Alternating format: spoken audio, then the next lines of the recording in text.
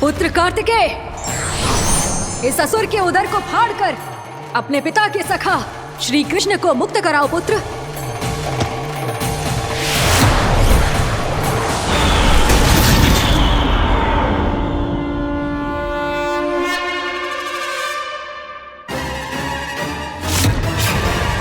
मैंने कहा था तुम में से कोई भी मेरा बाल भी बांका नहीं कर पाएगा।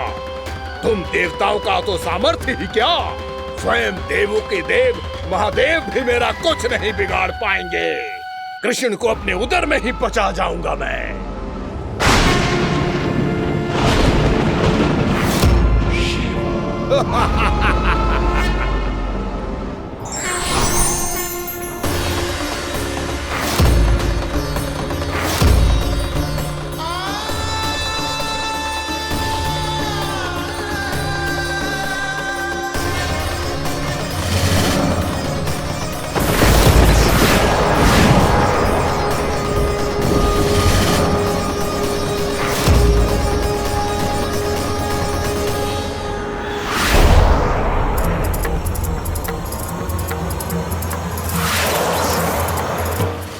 शिव शंकर का त्रिशूल है। एक ही बार में इस असुर का प्राण ले लेगा ये।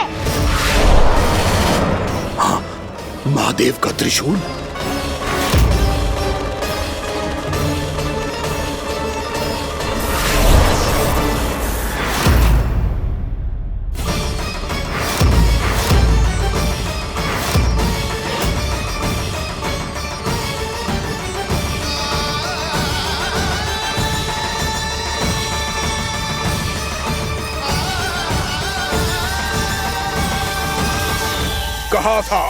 कहा था मैंने, स्वयं महादेव भी मेरा कुछ नहीं बिगाड़ सकते।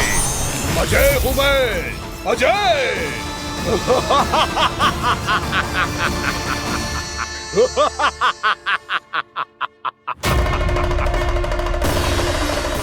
प्रभु, आपके त्रिशूल की महिमा तो अपरंपार है, तो फिर ये ठहर क्यों गया? आपने अपने त्रिशूल को वापस क्यों ले लिया महादेव? इस दुष्ट का संहार क्यों नहीं किया? क्योंकि इसकी मृत्यु मेरे हाथों नहीं, मेरे सखा नारायण के अवतार श्री कृष्ण के हाथों ही होगी, और यही विधि का विधान है। पर पिताजी, श्री कृष्ण तो इस असुर के उदर में फंसे हुए हैं, हम उन्हें मुक्त कैसे कराएंगे? ये उन्हें स्वयं ही मुक्त करेगा पुत्र। श्री कृष्ण अपने अपमान से क्रोधित नहीं होते, पर अपने भक्तों का अपमान वो क्षण भर भी सहन नहीं कर पाते। वकासुर यही भूल कर रहा है, हम सबका निरंतर अपमान करके वो उन्हें क्रोध दिला रहा है। वो ये नहीं जानता कि शीघ्र ही उन्हें अपने उदर में रख पाना उसके लिए असंभव हो जाएगा।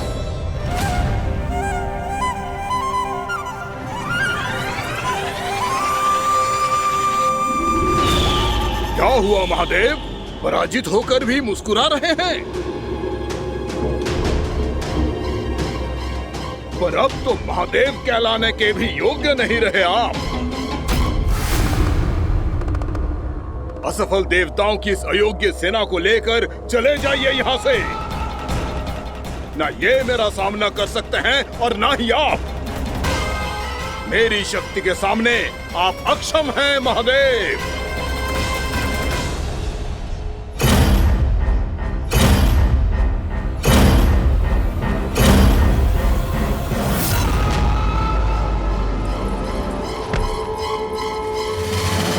सुधा, जिस दुष्ट ने मेरे लल्ला को निगलो है ना, भीतर से जलेगो, छटपटाएगो, पीड़ा से कराएगो। जिस दुष्ट ने मेरे लल्ला को निगलो है ना, भीतर से जलेगो, छटपटाएगो, पीड़ा से कराएगो।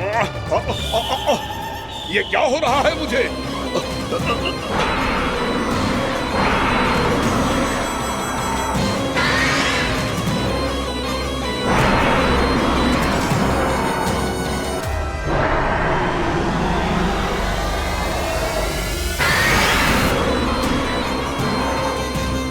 मुझे ऐसा क्यों लग रहा है जैसे भीतर से जल रहा हूं मैं।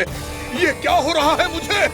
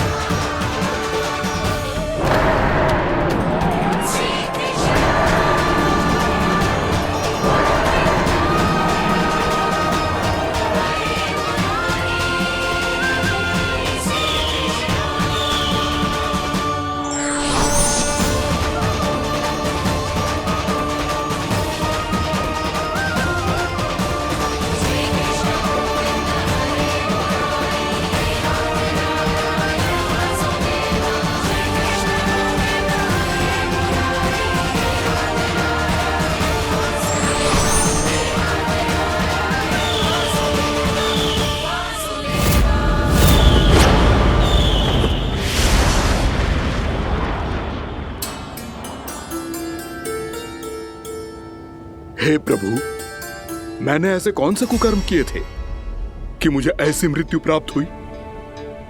और ऐसे कौन से सुकर्म किए थे कि आपके हाथों से मुझे मोक्ष प्राप्त हुआ है प्रभु? सीमी स्मरण करो, हे गिरीश की पुत्र वक्कासुर।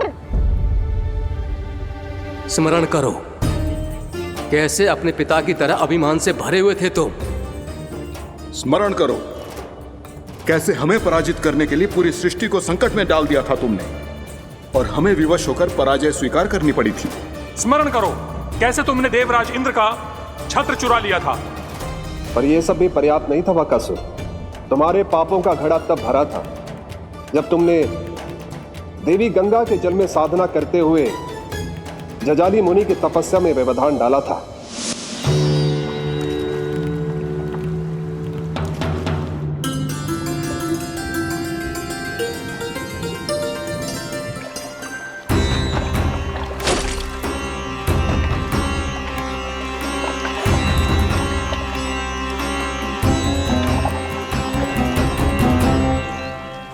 रुक क्यों गए चालक? नौका को आगे की ओर ले चलो। आगे बढ़ना उचित नहीं होगा महाराज। यहाँ से कुछ ही दूरी पर जालजली मुनि तपस्या कर रहे हैं। तो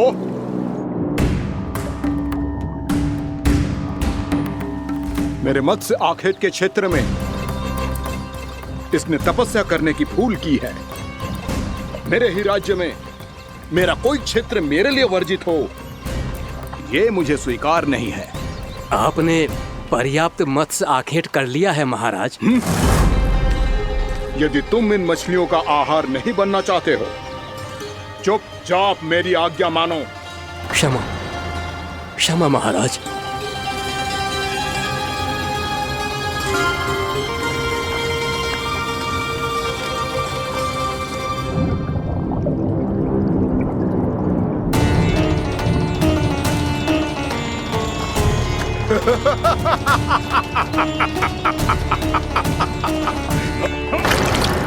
मुनिवर, रक्षा कीजिए, रक्षा कीजिए मुनिवर।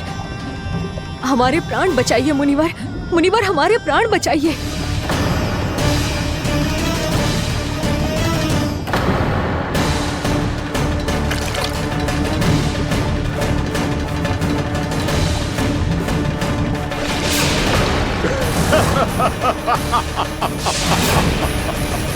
ठहर जाओ असुरराज,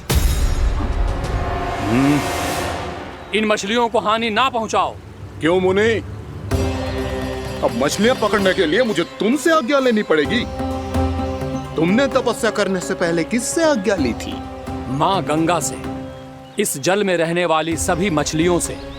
इस उपकार के बदले इन सभी मछलियों को रक्षा करने का वचन दिया था। इसीलिए असुरराज, मैं शांति से कह रहा हूं, इस स्थान को अशुद्ध ना करो। चुपचाप यहां से चले जाओ, नहीं तो इसका परिणाम अच्छा नहीं होगा।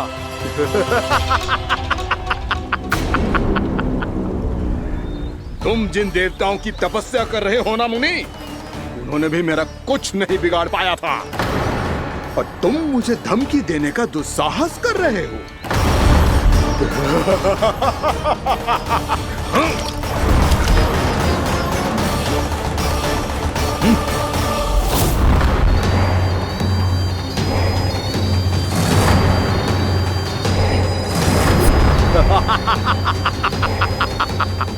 मूर्ख, विचारों से तो तू राक्षस है ही, और स्वभाव से उस बगुले की तरह है जो भूख ना होने पर भी उन निर्दोष मछलियों को आहार बनाता रहता है।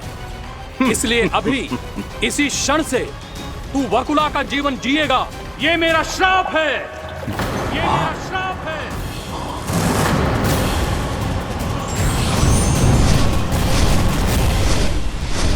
श्राप पाने के बाद तुम्हें आभास हुआ कि तुमने कितना बड़ा अपराध किया था, और तब तुम जजाली मुनि से क्षमा याचना करने लगे। तुम्हारे अपराध बोध को जानकर मुनि श्रेष्ठ शांत हुए और उन्होंने तुम्हें वरदान दिया। श्राप से मुक्ति का एक ही मार्ग होता है असुर, पश्चाताप। तुम्हें अपने भूल का पश्चाताप है, इसीलिए मैं तुम्हें वरदान देता हूं। तुम्हें मेरे श्राप से मुक्ति अवश्य मिलेगी। स्वयं प्रभु श्री नारायण के अवतार इस बगुले के देह के बंधन से तुम्हें मुक्त करेंगे।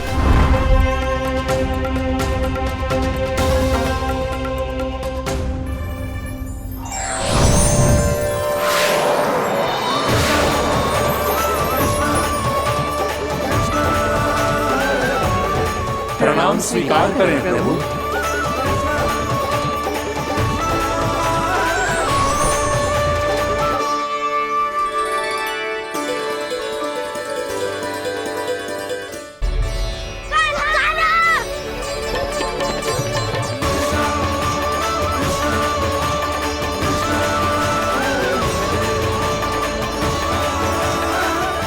मुझे ना बताओ कि तुम सबने क्या देखा है, शायद जो देखो है, बस मैया से कछु मत ही बताना। कान्हा!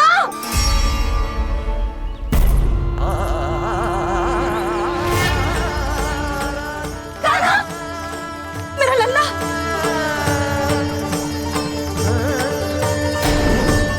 भानु बता रहा था तुझे कोई असुर पंछी निकल गया था। हाँ?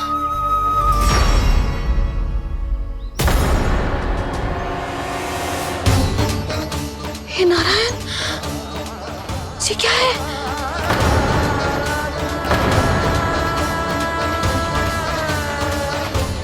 ये सब कैसे हुआ लल्ला? हाँ? कोई बताएगा मुझे ये क्या है?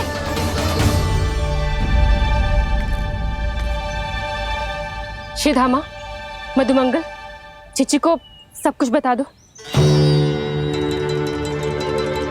ये असुर पक्षी मुझे निगलने वाला था रानी भाभी, तभी अंतिम क्षण में कान्हा ने आके मुझे बचा लियो। और ये असुर पक्षी ने कही कि यह है वृंदावन का राजकुमार, नंदराज का लल्ला। इसके होते कोई भी वृंदावन वासियों को हानि ना पहुंचा सकते। रानी भाभी, कान्हा ने अपने प्राणों की चिंता ना करी और इस क्रूर राक्षस से भिड़ गयो और इस राक्षस पक्षी ने इसे निगल लियो। इतना पर्याप्त है भोला काका, सब कुछ बताने की आवश्यकता नहीं है। ये सब देख के सारी बालक मंडली इतनी व्याकुल हो गई कि सबने अपने प्राण अर्पित कर दिए और इस असुर पक्षी से कहे कि हमें खा लो और हमारे सखा को छोड़ दो।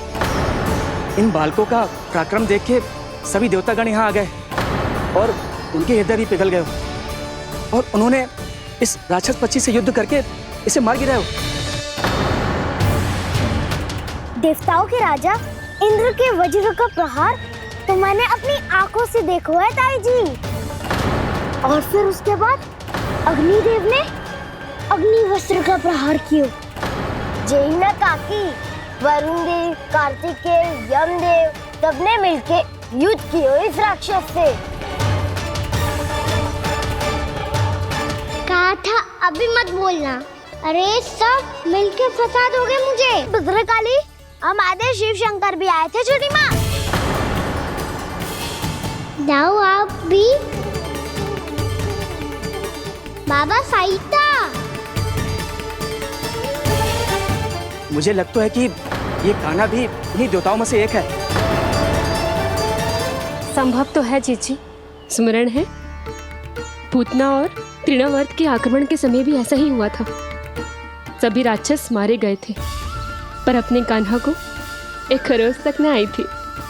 हाँ जीजी, मुझे लगता था कि श्री नारायण की विशेष कृपा है हमारे कान्हा पे, पर अब तो देख के लग रहा है कि हमारा कान्हा ही स्वयं श्री नारायण है।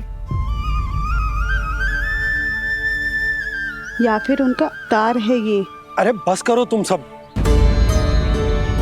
ऐसा कछु ना है।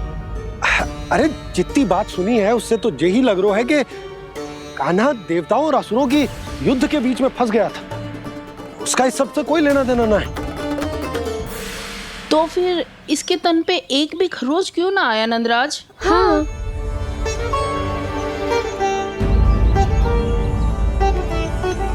है काकी, खरच तो है। दिखा लल्ला। भैया बात भी आ रही है, कुछ करो ना। चिकोपिया भी ना अति करती है। श्री नारायण का अवतार हो तो इतनी तनिक सी खरोच पे ऐसे रो तो क्या? बस बहुत होगा। अब तो तुम सबने सीमा ही पार कर दी है। कभी से श्री नारायण बुलाते हो, कभी श्री नारायण का अवतार। तनिक कछु हो ना जाता है कि तुम सब कहानियां बुनने लगती हो। जे बस साधारण सा बालक है, मेरा लल्ला है जे, इसे भगवान मती बनाओ।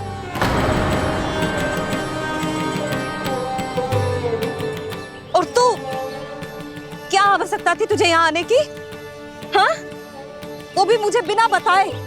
मेरे से छल करके आयो है तू। अब तू घर चल, ऐसा दंड दूंगी ना कि मैया बहुत पीड़ा हो रही है। मैया बहुत पीड़ा हो रही है मैया। हाँ नन्ना, तू घर चल, मैं तुझे औषधि लगा दूंगी। हल्दी का लेप लगाऊंगी ना, झट से ठीक हो जाएगा। चल चल।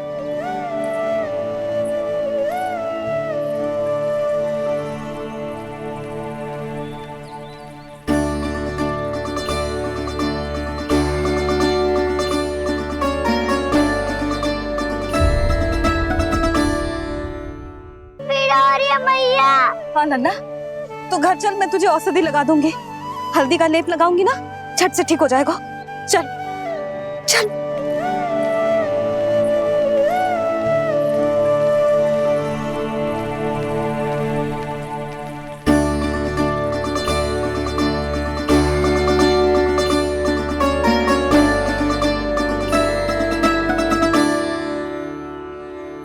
बस लल्ला बस, रो मत।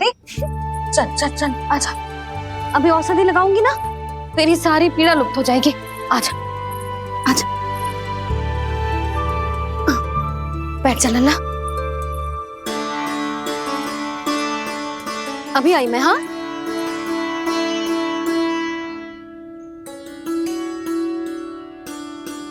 मैया। अरे तू अभी तक रो रो है? क्या कह रही थी सारी गोपियां? बता। के मेरा लल्ला श्री नारायण का अवतार है, दिव्य है, भगवान है। और जब भगवान इतनी छोटी सी चोट पे रोते हैं क्या? इतनी तो लगी भी ना है तुझे जितना तो तू आ ऊ कर रहा है।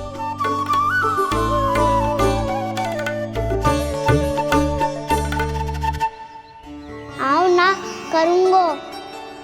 आप ऐसा दुलार थोड़ी करोगी।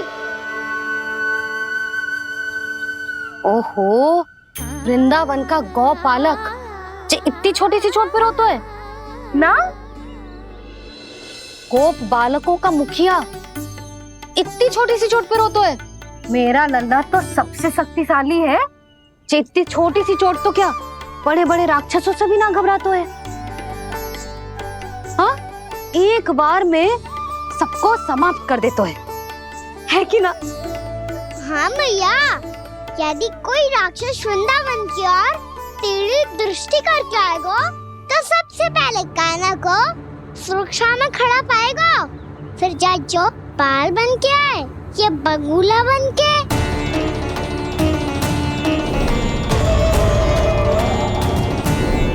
ना लल्ला, सोचो भी मती।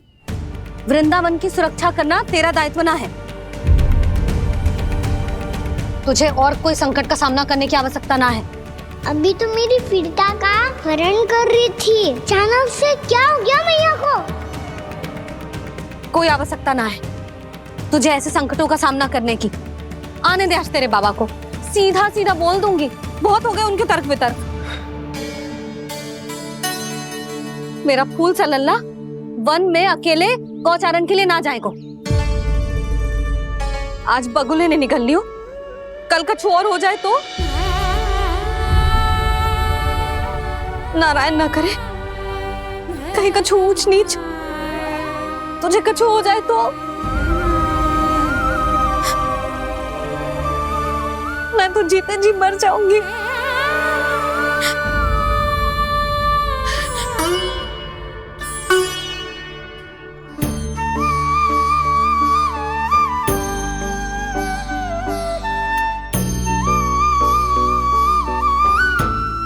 लल्ला की वीर मैया इतनी से बात तो रोती है क्या? क्या करूं कान्हा, तुझे ऐसे बार बार संकट के मुंह में जाते हुए ना देख सकती मैं। तो फिर मैया मैं वचन देता हूँ, आज के बाद मैं गौचारण के लिए तभी जाऊंगा जब आप आज्ञा दोगी। पक्का? छल ना करेगा ना मेरे साथ? मैंने कब छल करो मैया? अच्छा ठीक है, ना करूँगा छल। यदि आपसे पूछे बिना बाहर निकलो तो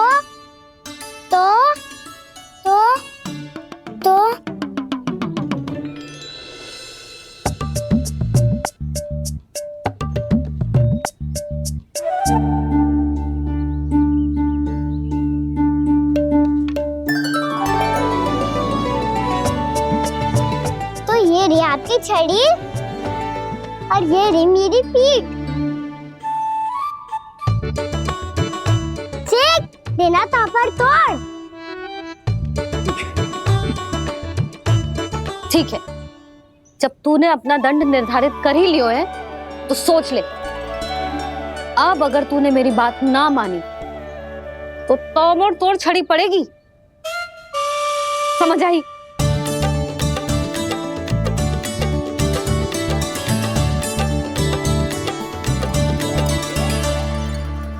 अच्छा ही है कि कान्हा कुछ दिन घर ही रहे। आज वन में जो हुआ है अवश्य कंस ने ही करवाए हुए वो सब।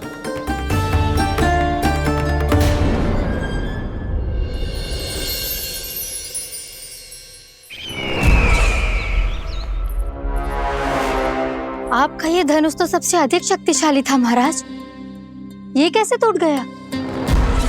कहीं ये बकासुर की पराजय का संकेत तो?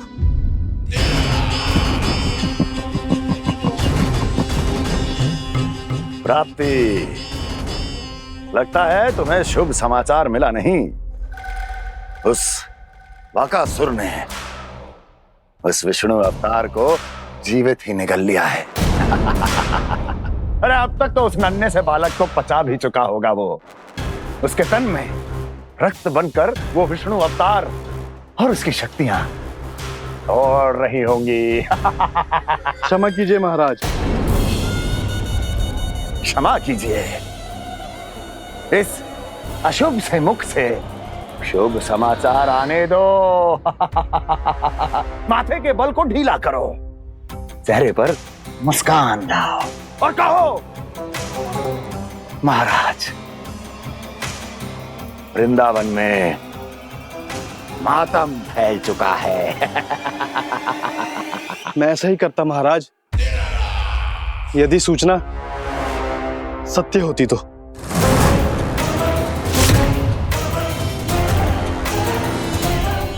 कहना क्या चाहते हो?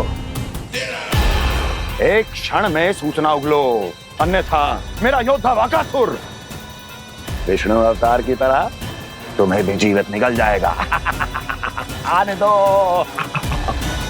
बकासुर मारा गया महाराज, बकासुर मारा गया महाराज, बकासुर मारा गया। बकासुर मर चुका है? असंभव। असंभव। बकासुर ने उस बालक को निगल तो लिया था, पर उसकी सुरक्षा करने के लिए सभी देवता वहां प्रकट हो गए, पर फिर भी कोई बकासुर का सामना नहीं कर पाया। और फिर क्या हुआ? वो बालक स्वयं ही बकासुर के उदर से बाहर आ गया और उसकी चोंच तोड़कर उसकी हत्या कर दी।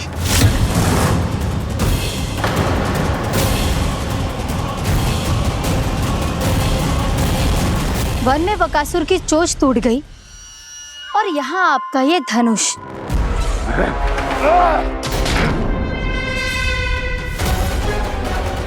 केवल नहीं टूटा तो आपका ये भ्रम महाराज। क्षमा कीजिएगा महाराज, आपका भ्रम टूटना आवश्यक है। आवश्यक है आपको यह आभास होना कि उस विष्णु अवतार को पराजित करने के लिए आपके साधारण योद्धाओं में वो सामर्थ्य नहीं है। अच्छा सर, उतना तृणावर्त, बकासुर, ये सब साधारण नहीं थे प्राप्ति, साधारण नहीं थे। फिर तो ये और भी अधिक चिंता का विषय है महाराज, क्योंकि इसका अर्थ तो यही हुआ कि वो विष्णु अवतार कुछ अधिक ही असाधारण है और उसका सामना करने के लिए और उसे मिट्टी में मिलाने के लिए आपको एक ऐसे अस्त्र की आवश्यकता है जो उसके सामने ना झुके और ना ही टूटे।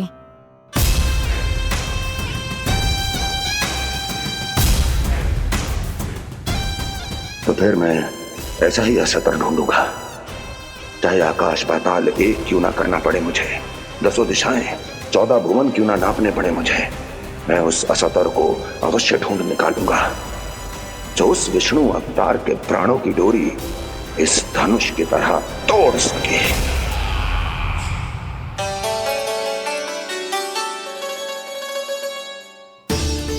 थैंक्स पापा, मैंने मैया को वचन दिया है कि जब तक नहीं चाहेंगी मैं वन नहीं जाऊंगा, इसलिए आप मुझे मारने के लिए कोई शक्तिशाली असुर ढूंढने में व्यस्त रहो।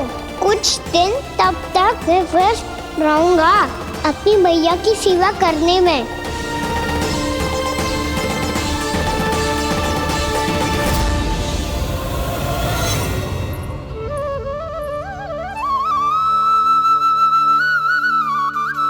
लो मैया, तुलसी जी को चढ़ाने के लिए जल।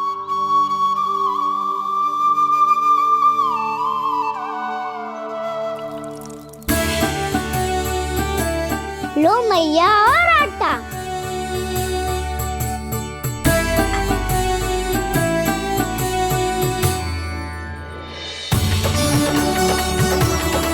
लो मैया, बेलन।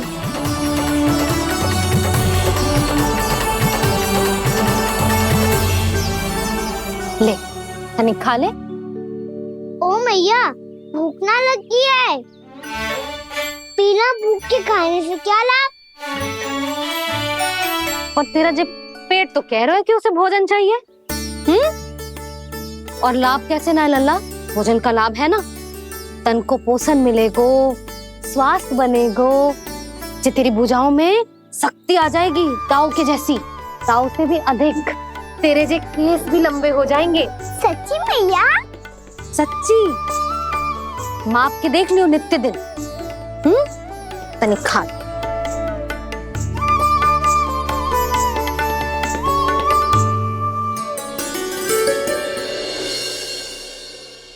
मान के मैया का कहना, छक के भोजन खाते हैं, नित्य मापते भुजा केश, पर ज्यो का त्यों ही पाते हैं।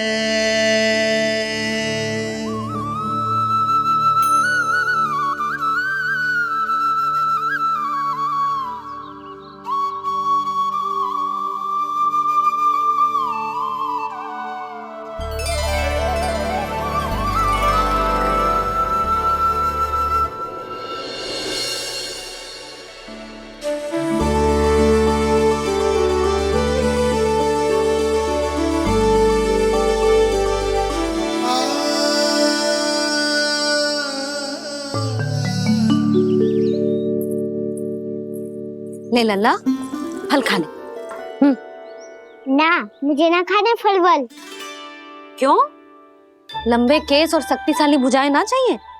व्यर्थ है ये सब। पिछले 10 दिनों से देख रहा हूँ, ना केस लंबे हुए हैं, ना भुजाएं शक्तिशाली बनी है। 10 दिन में का चुनाव होने वाला, 10 सप्ताह ऐसे खाएगो ना, तब जाके कछु बदलाव दिखेगो। समझ आई? चल अब खा ले। वैसे भी मुझे बहुत सारी तैयारियां करनी है आज। इसीलिए भैया, एकादशी के व्रत के लिए लल्ला। सुनो जी, सारी सामग्री आ गई? हाँ, तुमने जो कही थी सब ले आए हूँ।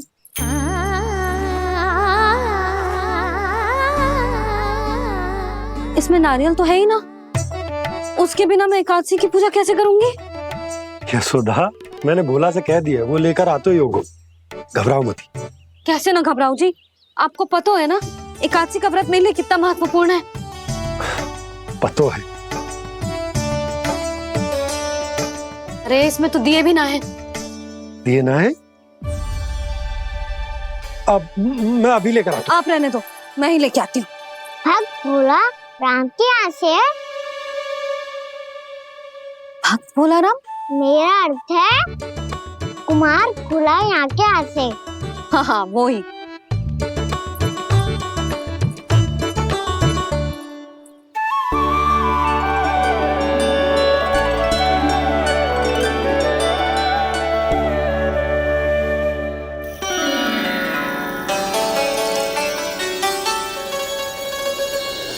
श्री हरि, श्री हरि, मेरे श्री हरि।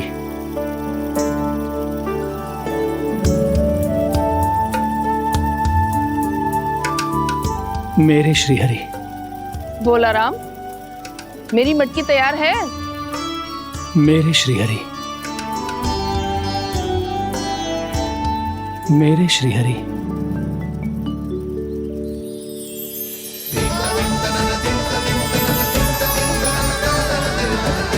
भोला राम,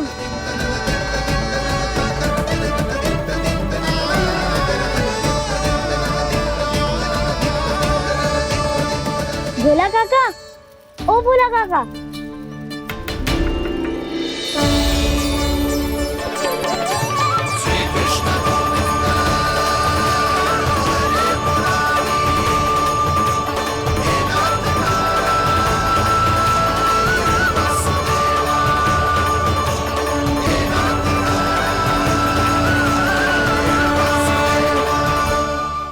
श्री हरि प्रसन्न हो गए। मेरे श्री हरि आ गए, मेरे भगवान आ गए। मेरे श्री हरि आ गए, मेरे भगवान आ गए। मेरे श्री हरि आ गए, मेरे भगवान आ गए। मेरे श्री हरि आ गए, मेरे भगवान आ गए। मेरे भगवान आ गए, मेरे घर मेरे भगवान आ गए।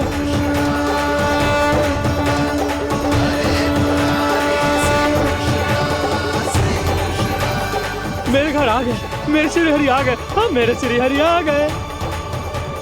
ये तो बावले थे ही, अब बालकन को भी साथ में मिला लिए। उज्जवल क्या कर रहा है? अरे ठहर जा भोला।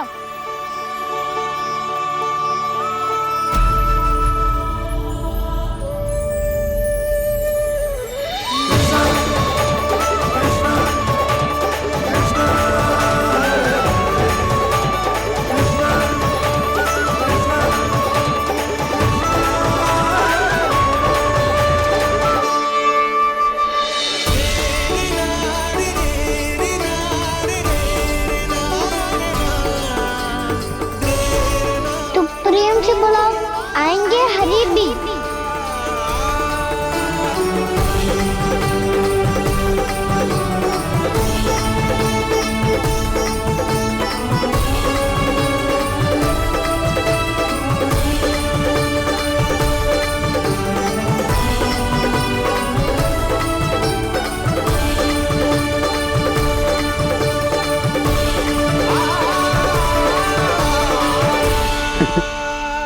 क्या वो गाना?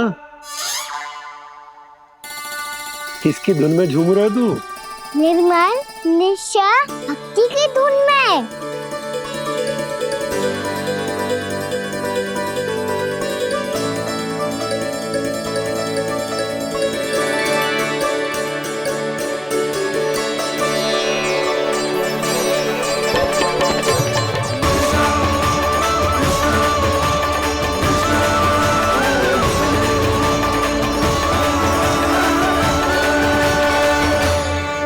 अरे क्या हो गया इन्हें?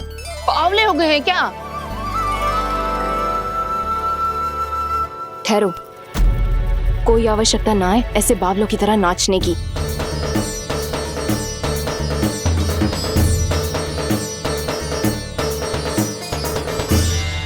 बावले ना है मौसी, भक्ति में रम गए। बस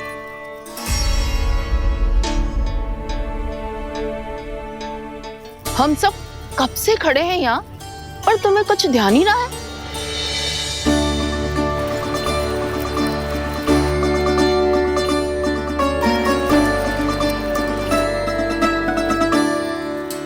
नाच गाने में ऐसे मगन हुए कि हमें देखा भी ना।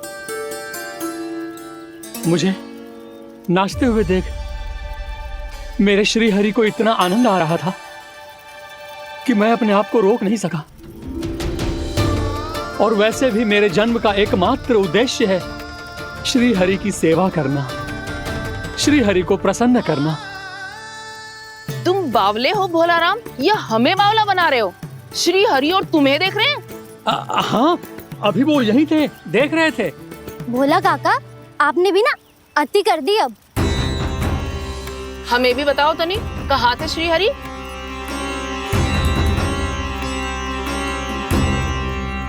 ना जाने अपना उपहास करवाने में क्या आनंद आता है इन्हें। देखो, अब तुम सच मानो या झूठ, लेकिन हमरे श्री हरि यहीं थे, इसी चाक पर अभी। हाँ, लो सुन लो इस मूर्ख की बात। श्री हरि को और कोई स्थान ना मिलो जो इसके मिट्टी के चाक पे आकर बैठेंगे। श्री हरि को और कोई स्थान ना मिलो जो इसके मिट्टी के चाक पे आकर बैठेंगे। श्री हरि को और कोई स्थान ना मिलो जो इसके मिट्टी के चाक पे आकर बैठेंगे।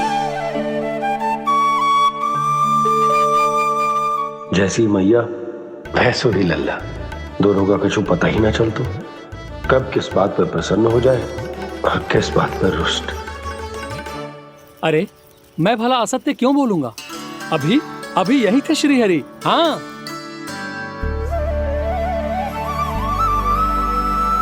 हाँ, जैसे श्री हरि को तो कोई कार्य है ही ना, वो तो आतुर होके बैठे रहते हैं कब तुम हरि हरि बुलाओ और वो दौड़े चले आए। भगवान तो भक्तों के पास आने के लिए सदैव आतुर रहते हैं, बल्कि सत्य तो यह है कि भक्तों के मन में ही निवास करते हैं भगवान।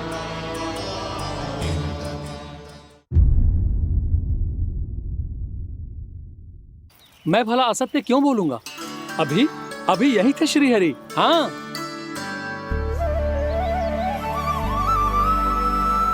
हाँ, जैसे श्री हरि को तो कोई कार्य है ही ना, वो तो आतुर होके बैठे रहते हैं कब तुम हरि हरि बुलाओ और वो दौड़े चले आए।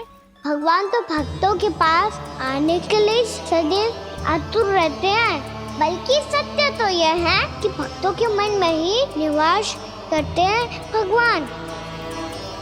भगवान तो भक्त के पास आने के लिए सदैव ही आतुर रहते हैं शंकरी मौसी। बल्कि सच्ची बात तो ये है कि भगवान हमारे मन में ही निवास करते हैं। कम से कम तू तो इसे बढ़ावा मत दे जशोदा। जब देखो जब हरि नाम की रट लगाए रहते है। हरि बोलते बोलते ऐसो बावलो होता है कि सारा कार्य भूल जाता है। 2 दिन से अपनी मटकी के लिए चक्कर काट रही हूँ। अभी तो एक चक्कर और लगाना होगा आपको। आपकी मटकी तैयार हो गई है, अभी लाता हूँ।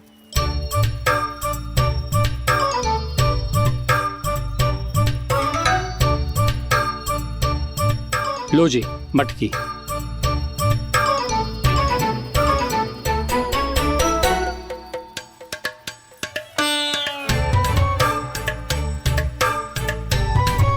इस कच्चे मटके का क्या करूं मैं?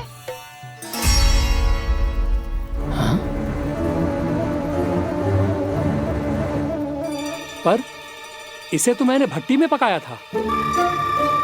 अब तू ही देख ले कितना ध्यान रहता है इस कार्य पे। और कह तो है कि श्री हरि आते हैं इससे मिलने।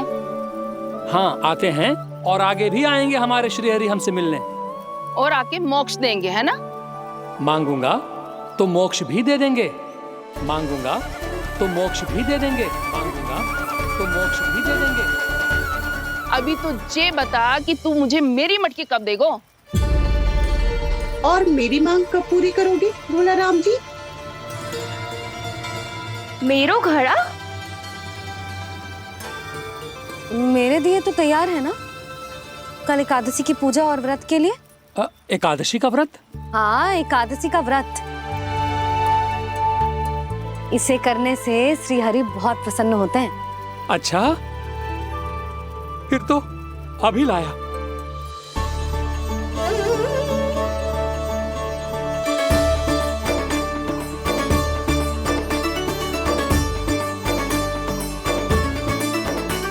लो जी आपके दिए।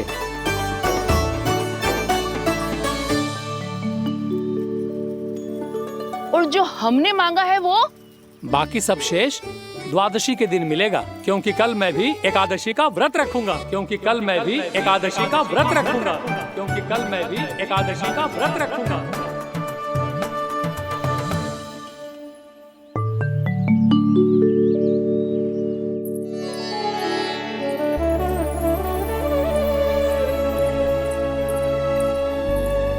जानकी, फूलों का प्रबंध हुआ कि ना? हाँ भाभी, जे रहे। सदैव विलंब कराती है। पर भाभी इस बार तो फूल समय से ही लाई थी।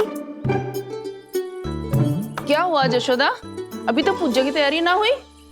देखो ना मौसी, ये जानकी ना कुछ छूट ही जाता है इसके कारण। एकादशी की पूजा और व्रत आते ही जसोदा भाभी इतनी वग्र हो जाती है। ऐसो क्या हो गो इस पूजा में?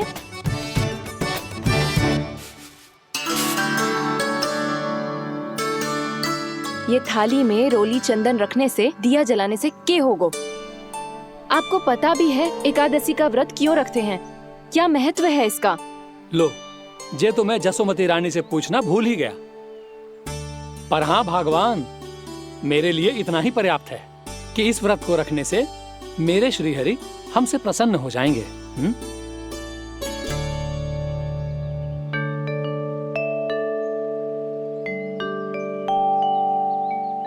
नारायण ही जाने ऐसे कैसे पूजा करते हैं जे श्री हरि की एक मूर्ति तक ना है इनके पास।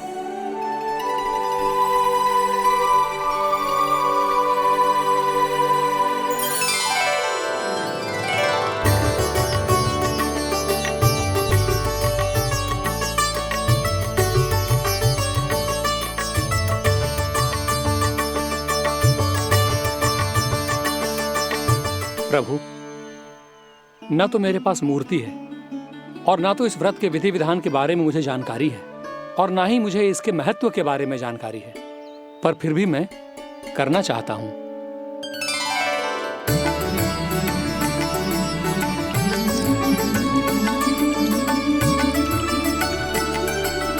इसीलिए मैं दृढ़ संकल्प लेता हूं, पूरी निष्ठा के साथ, श्रद्धा के साथ और पूरी आस्था के साथ मैं इस व्रत को संपन्न करूंगा।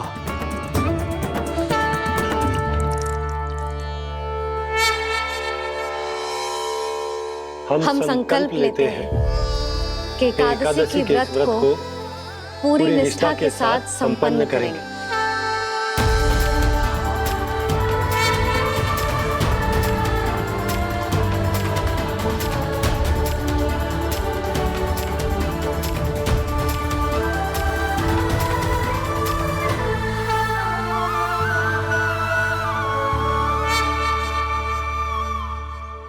तुलसी जी के पत्ते तो हैं ही ना।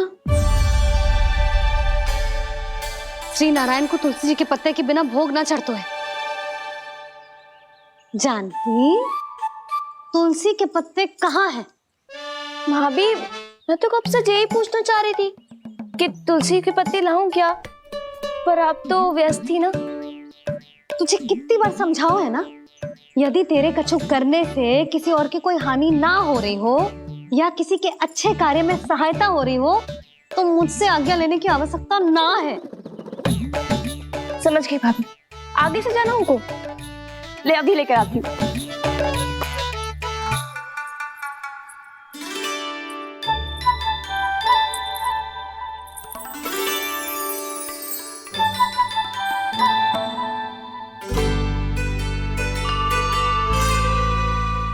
ताऊ, आपने पहले ये व्रत करो है? आपको इसका महत्व पता है? भाभी चल। जानकी, तुमने ये व्रत करो है? फिर तुमको इसका महत्व पता है? सुमति जी, आपको पता है इसका महत्व? कान्हा, क्यों तंग कर रहे हो सबको? मैया, सबने करो ये व्रत, मुझे भी करना है।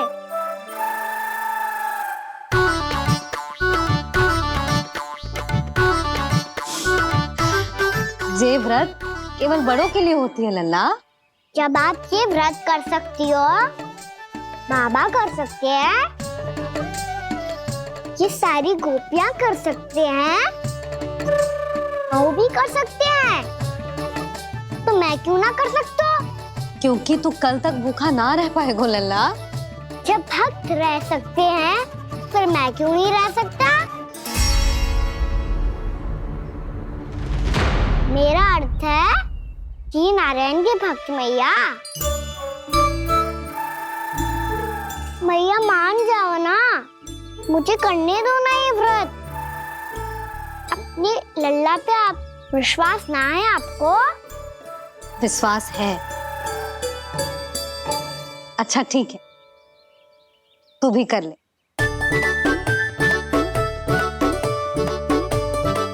पर मैया व्रत की कथा तो सुनाओ, मैं तो अबध हूँ ना, मुझे कैसा पता चलेगा कि ये व्रत करते क्यों हैं?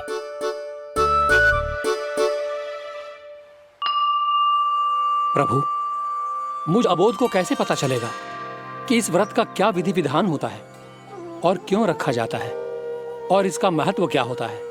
मुझे तो आप ही बता सकते हैं प्रभु। जब व्रत कर रहे हैं तब उसका महत्व भी पता होना चाहिए ना। बताओ ना मैया, क्यों रखते एकादशी का व्रत? इसके लिए तो तुझे एकादशी की कथा सुननी होगी। सुनेगो ना?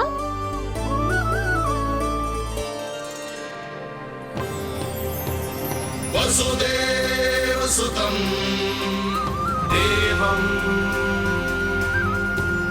कंस चाणूरमर्दनम् श्रीहरि, यशोदा परमानंदम् कृष्णं वन्दे जगद्गुरुम्। वाह प्रभु, अपने भक्तों को एकादशी व्रत का महत्व समझाने का अच्छा उपाय खोज निकाला है आपने।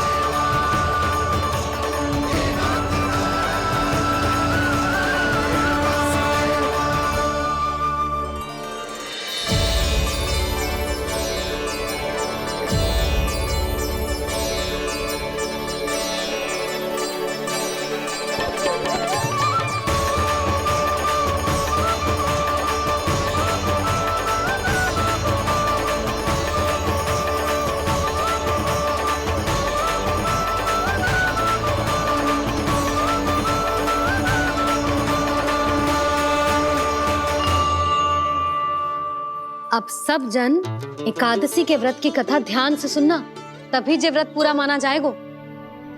समझो लल्ला?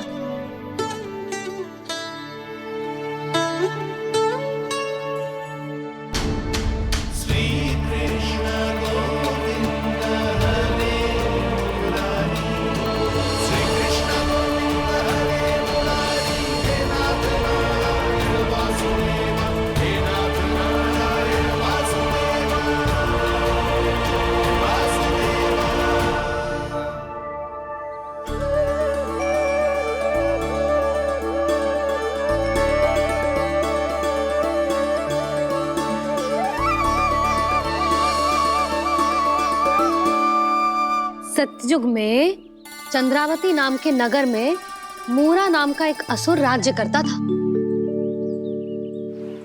ओम ब्रह्मदेवाय नमः। ओम ब्रह्मदेवाय नमः। ओम ब्रह्मदेवाय नमः। ओम ब्रह्मदेवाय नमः।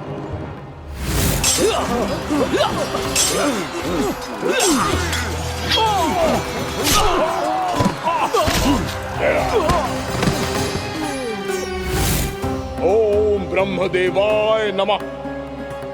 ओम ब्रह्मदेवाय नमः। जब उसने देवताओं के हाथों असुरों की पराजय देखी, तब वो वरदान पाने के उद्देश्य से ब्रह्मा जी की तपस्या करने चला गो।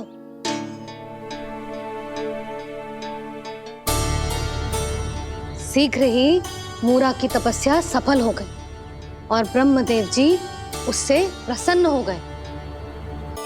ओम ब्रह्मदेवाय नमः। ओम ब्रह्मदेवाय नमः। ओम ब्रह्मदेवाय नमः। ओम ब्रह्मदेवाय नमः। ओम ब्रह्मदेवाय नमः। ओम ब्रह्मदेवाय नमः। ओम ब्रह्मदेवाय नमः। ओम ब्रह्मदेवाय नमः।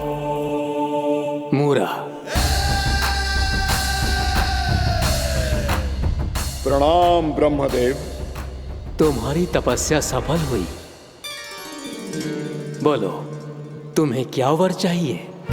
सृष्टि के रचयिता ब्रह्मदेव, कृपया मुझे ऐसा वरदान दीजिए जिसकी सहायता से मैं त्रिलोकी विजयी बन जाऊं और कोई देवता मुझे पराजित ना कर सके।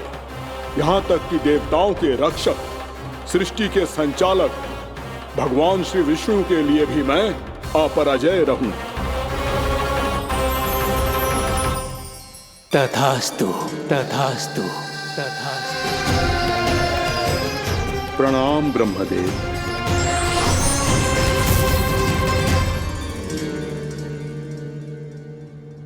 ऐसा वरदान पाकर मूरा बहुत अभिमानी होगा। यक्षों, किन्नरों, यहाँ तक कि देवताओं को भी युद्ध के लिए ललकारने लगो, पर किसी ने भी उसकी ललकार को स्वीकार ना करो, क्योंकि सभी उसकी शक्ति से बहुत भयभीत थे और उसके सामने युद्ध किए बिना ही अपनी पराजय स्वीकार करने लगे और फिर दंभ में आके उसने स्वर्ग लोक पर भी आक्रमण कर दिया और देवराज इंद्र तक को चुनौती दे डाली।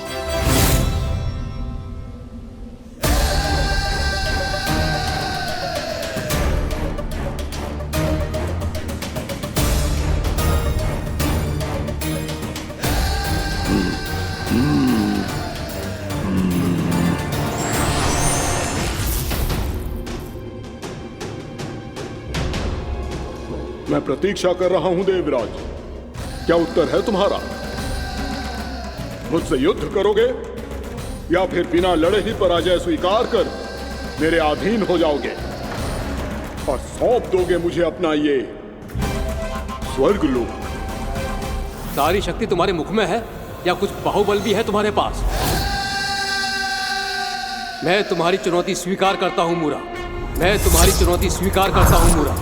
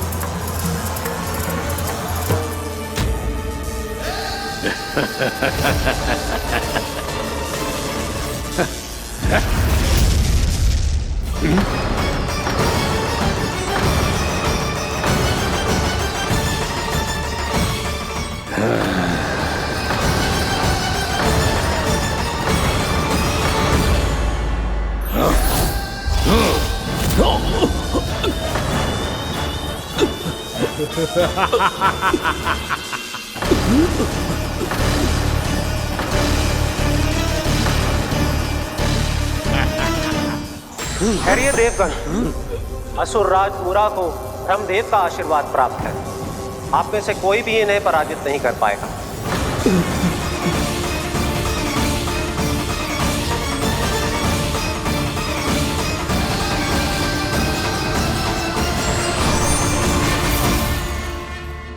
एक अवसर और देता हूं देवराज, युद्ध या अधीनता, क्या उत्तर है तुम्हारा देवराज?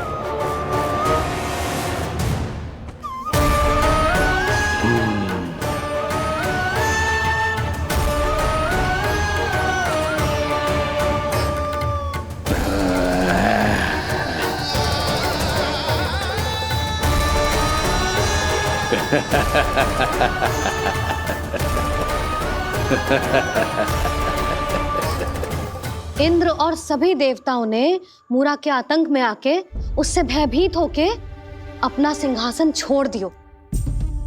अब मूरा स्वर्ग का अधिपति बन गयो और शीघ्र ही उसने अन्य सभी असुरों को स्वर्ग में निवास करने के लिए आमंत्रित कर दिया। और इस प्रकार से वो धीरे धीरे तीनों लोकों का सम्राट बन गया। उसे किसी ने रोका नहीं मैया? ना लल्ला, इतना साहस किसी में था ही ना। और फिर ये निश्चित करने के लिए कि भविष्य में किसी और असुर की मृत्यु ना हो, वो यमराज पे भी विजय प्राप्त करने के लिए यमलोक की ओर प्रस्थान कर दियो। वो तो अपने आप को और सभी असुरों को अमर बनाना चाहता था। पर देवता और यमराज भी उसकी ये योजना समझ गए थे। इसीलिए उसके आने से पहले ही सारे देवताओं ने श्री नारायण से सहायता के लिए गुहार लगाई। अब केवल आप ही कुछ कर सकते हैं प्रभु। अभी तो मूरा केवल त्रिलोक का स्वामी है, और यदि उसने यमलोक भी जीत लिया तो वो जीवन को ही नियंत्रित नहीं करेगा प्रभु, वो मृत्यु का भी स्वामी हो जाएगा। ऐसे में पहले सृष्टि का संतुलन तो नष्ट होगा प्रभु, और फिर स्वयं सृष्टि ही नष्ट हो जाएगी। ऐसा नहीं होगा यमदेव, नियति ऐसा होने ही नहीं देगी। विधि रचेगी खेल और मैं बनूंगा माध्यम। असुर राज मुरा का सामना मैं करूंगा। बस आप मुझे चुनौती देने के लिए उसे तैयार कर लीजिए, चाहे उसके लिए आपको साम दाम दंड भेद कोई भी उपाय क्यों ना अपनाना पड़े।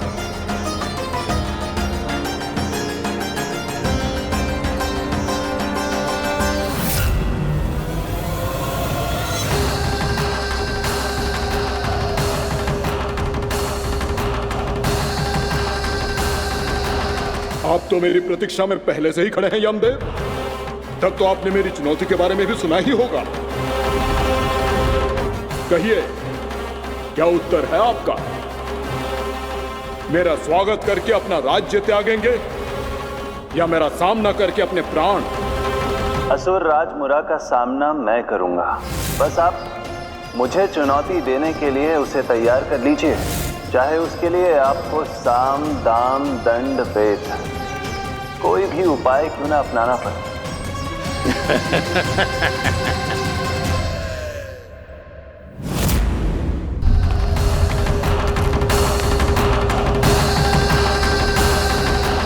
आप तो मेरी प्रतीक्षा में पहले से ही खड़े हैं यमदेव। तब तो आपने मेरी चुनौती के बारे में भी सुना ही होगा। कहिए, क्या उत्तर है आपका? मेरा स्वागत करके अपना राज्य त्यागेंगे या मेरा सामना करके अपने प्राण? हे असुर श्रेष्ठ, मैं आपकी अधीनता स्वीकार करने के लिए तैयार हूं। बस एक विनती है मेरी। शर्त को विनती का नाम देकर बहलाना चाहते हो मुझे यमराज? असुर राज मूरा के सामने शर्त रख पाओ, इतना सामर्थ्य नहीं है तुम में। इसका आभास है मुझे असुरराज, पर मैं आपकी अधीनता स्वीकार करूं इससे पहले आपको स्वामी धर्म का पालन करना होगा। मेरे पुराने स्वामी के क्रोध से मेरी रक्षा करनी होगी आपको। कौन है तुम्हारा पुराना स्वामी? भगवान श्री नारायण।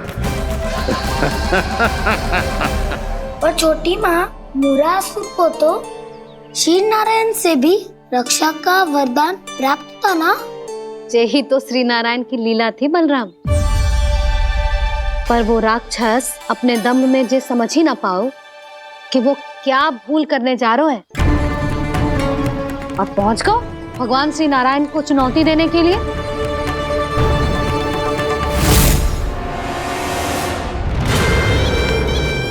वहीं ठहर जाओ असुर राज मुरा।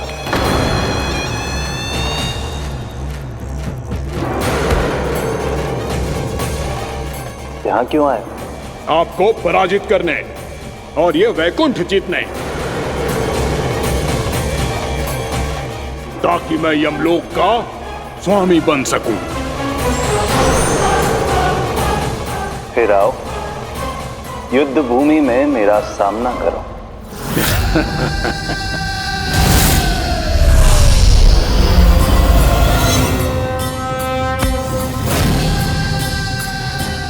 ये नहीं जानते कि इनसे ना हारने का वरदान तो मैं पहले ही प्राप्त कर चुका हूँ। इसलिए युद्ध ठीक से आरंभ हो पाए उससे पहले ही इन्हें जीत लूंगा मैं।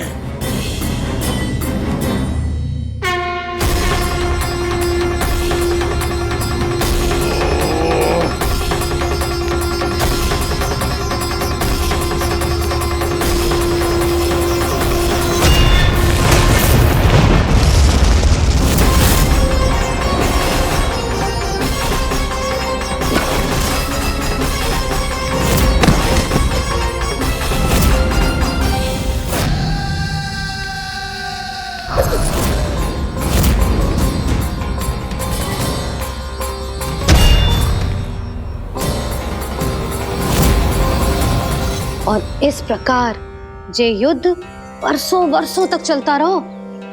दोनों योद्धा पूरे ब्रह्मांड में अनेक अस्त्रों शस्त्रों के साथ युद्ध करते रहे।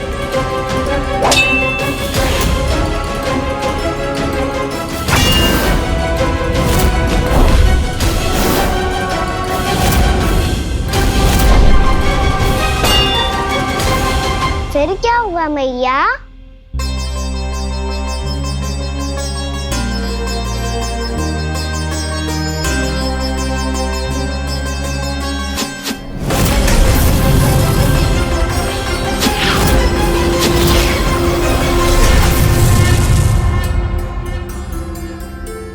उस युद्ध को कभी समाप्त हुआ हो, पर कैसे? शीघ्र ही वो राक्षस थक गौ लल्ला।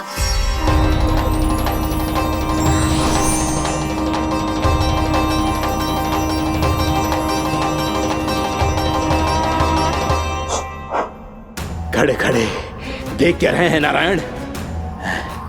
आक्रमण कीजिए, वध कर दीजिए मेरा।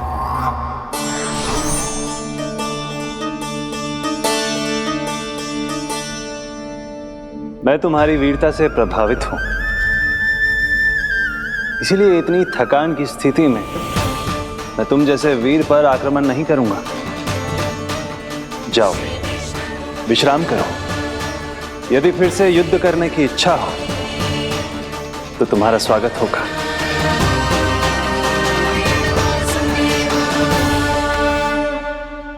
जे कह के श्री नारायण बद्रिका आश्रम चले गए और वहां हिमवत नाम की एक कंदरा में ध्यान लगा के बैठ गए। उधर वो राक्षस विश्राम करने लगो। अनेकों दिन बीत गए और अब वो राक्षस मूरा फिर से स्वस्थ होके बलवान हो गया था। उसने अपनी सारी शक्ति फिर से प्राप्त कर ली थी। श्री नारायण ने उस पर दया करी थी, पर वो फिर से श्री नारायण को छलने को तैयार होगा।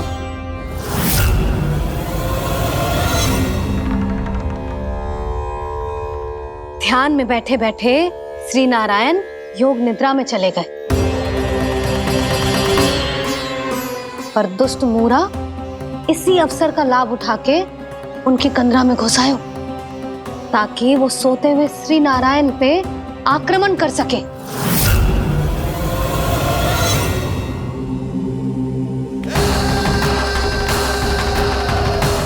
आज इस लंबे युद्ध को जीतकर अपने इस अंतिम शत्रु का भी अंत कर दूंगा मैं।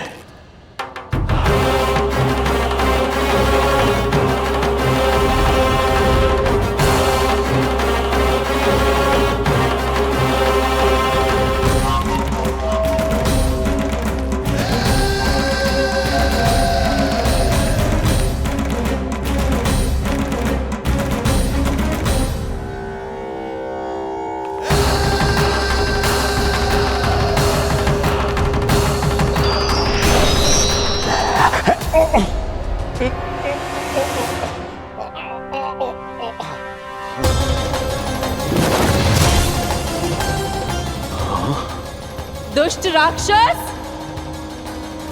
प्रभु ने तुझ पर दया की, तुझे संभलने का अवसर दिया।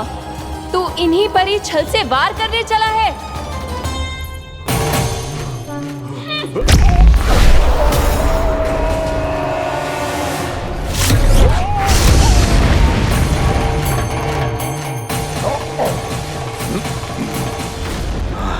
मैं अजय हूँ, मुझे कोई पराजित नहीं कर सकता। ब्रह्मा का वरदान है मुझे। तूने नारायण से अपराजय होने का वरदान मांगा था मूर्ख, उनकी शक्ति से नहीं। ध्यान से देख, मैं तेरी मृत्यु हूँ, मृत्यु।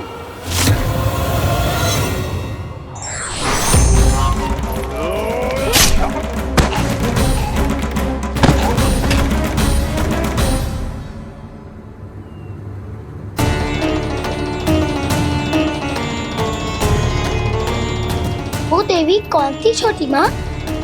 और कौन बलराम, वही तो थी देवी एकादशी।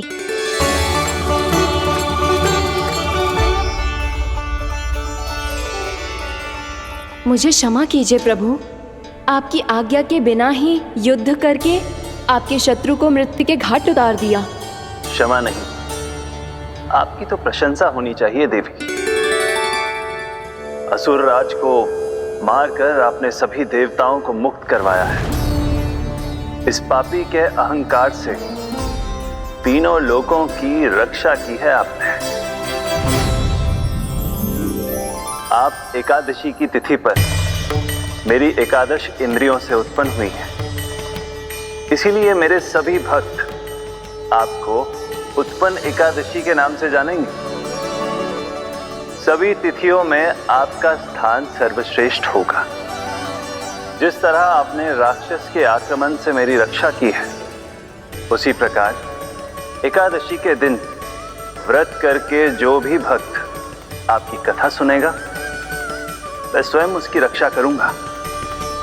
जो आपकी पूजा करेगा उसे मेरी विशेष कृपा प्राप्त होगी और उसके साथ साथ उसे मिलेगा धन, सिद्धि और मोक्ष।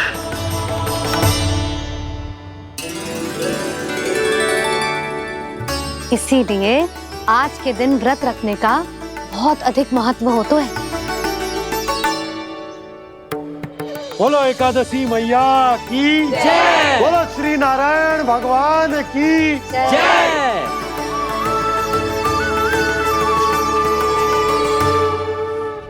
प्रभु की कृपा से एकादशी का महत्व भी पता चल गो और मेरा व्रत भी सफल हो गो।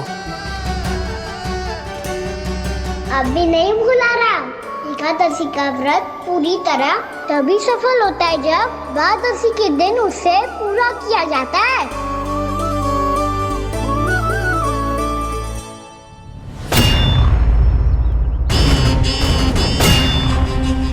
आवश्यक है आपको यह आभास होना कि उस विष्णु अवतार को पराजित करने के लिए आपके साधारण योद्धाओं में वो सामर्थ्य नहीं है। वो विष्णु अवतार कुछ अधिक ही असाधारण है।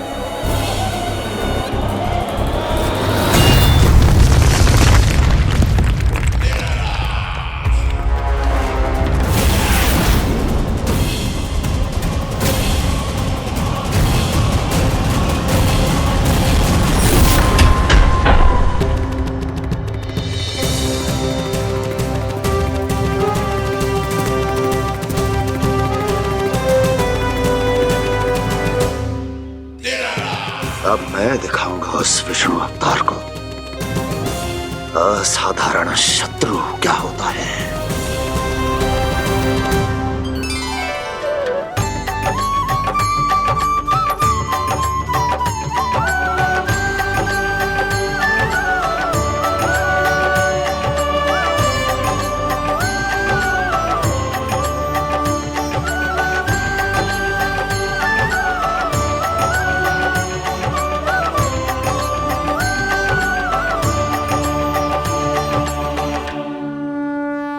मामा अधीर हो रहे हैं, पर मैया ने मुझे अभी तक बाहर जाने की आज्ञा नहीं दी है। अभी उन्हें किसी और राक्षस को यहाँ भेजने से रोकने के लिए मुझे ही कुछ करना होगा।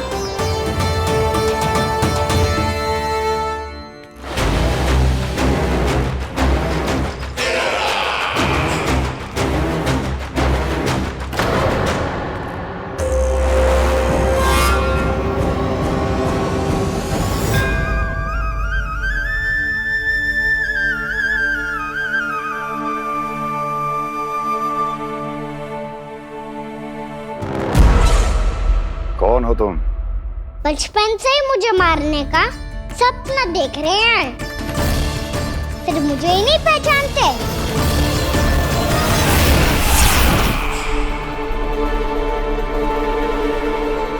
बचपन से विष्णु अवतार। कोई कान्हा बुलाता है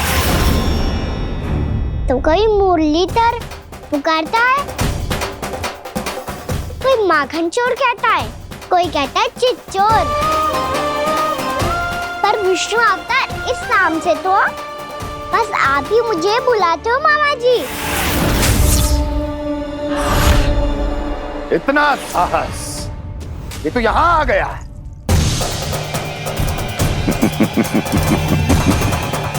यहाँ आ तो गया तू विष्णु अवतार, किंतु यहाँ से जीवित नहीं जाएगा। तेरे इस शीश को तेरे धड़ से अलग कर दूंगा मैं।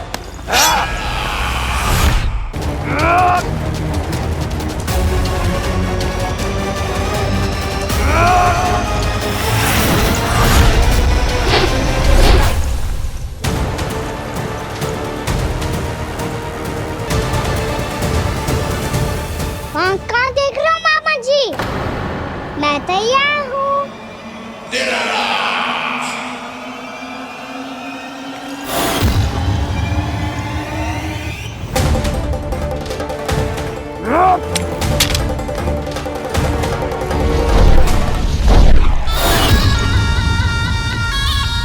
मामा जी, आप सदैव इसी तरह क्रोध में रहते हो क्या?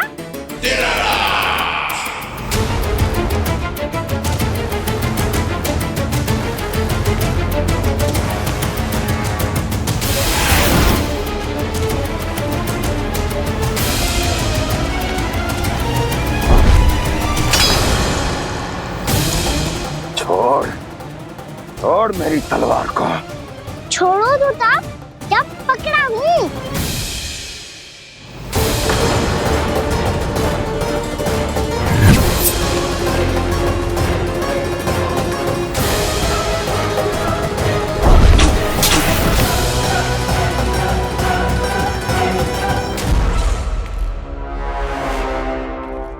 मामा जी,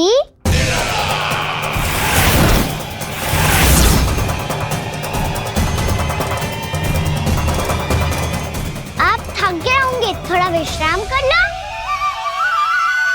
आपका तो पता नहीं, मैं अवश्य थक गया हूँ।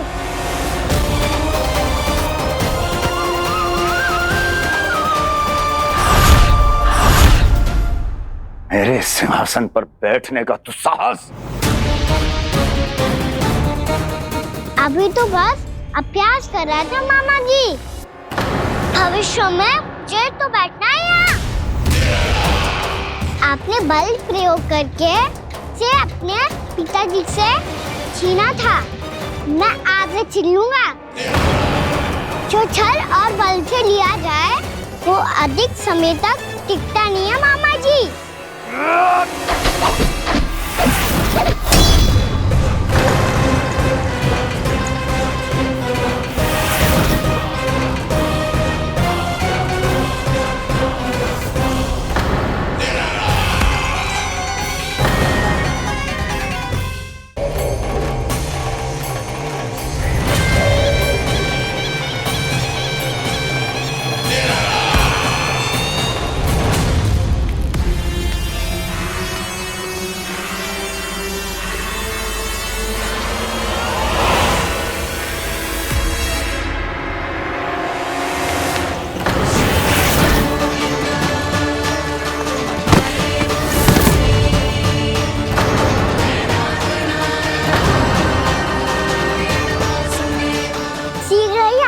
सिंहासन छोड़ना होगा।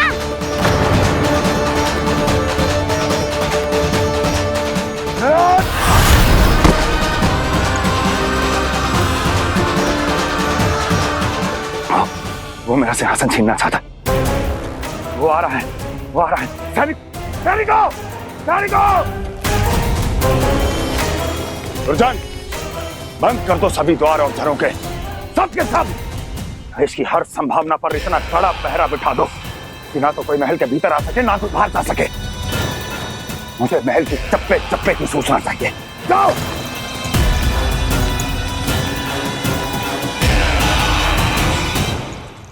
सिंहासन।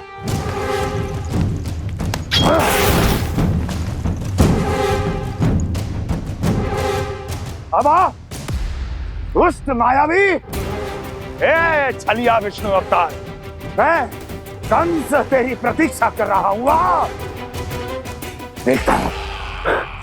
देखता हूं मेरे सिंहासन पर कैसे बैठता है तू। मुझे तो बस कुछ समय चाहिए था, वो मिल गया। अब करते रहिए आप प्रतीक्षा।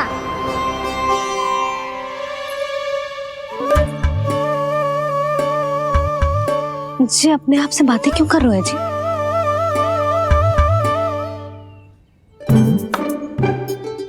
आप मुस्कुरा क्यों रहे हो? ना कछु ना। बताओ क्यों मुस्कुरा रहे हो? तुम्हीं पर गए हैं जी। जब तुम व्रत करती हो तो तुम भी ऐसा ही करती हो। इसी प्रकार भूख अधिक लगने पर अपना ध्यान भटकाने के लिए स्वयं से ही बड़बड़ाती रहती। होगा। आपको तो बस मेरा उपहास उड़ाने के लिए बहाना चाहिए।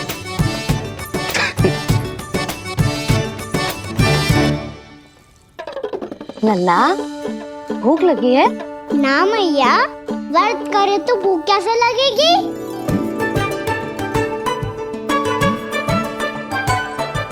यदि लगी हो तो छोटे बालकों को थोड़ी बहुत भूल चूक क्षमा होती है। कछु ना तो फल तो तू खा ही सकते है। अब तो पूरे नियम और विधि विधान से व्रत तोड़ूंगा।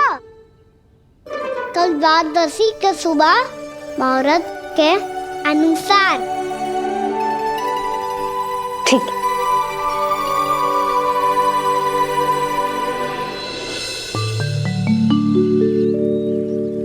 लल्ला एकादशी समाप्त हो गई है, द्वादशी लग गई है। अब तू व्रत तोड़ सकते है। भोजन कर ले। ले।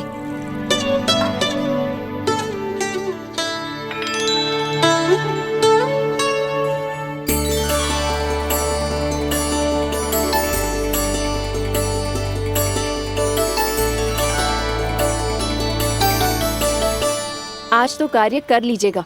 मैं ना चाहती कि सब गांव वाले फिर से आपका उपहास उड़ाएं। अरे इसी क्षण कार्य आरंभ करना आवश्यक ना है। कुछ खा तो लो। कल भी पूरे दिन व्रत में रहे, अब तो कुछ खा लो। ना अभी बिल्कुल भूख ना है। और हाँ भगवान, तुम्हें चिंता करने की आवश्यकता नहीं है। आज मैं किसी को भी 2 शब्द कहने का अवसर नहीं दूंगा। अरे कुछ खाओगे पियोगे नहीं तो कैसे रहोगे?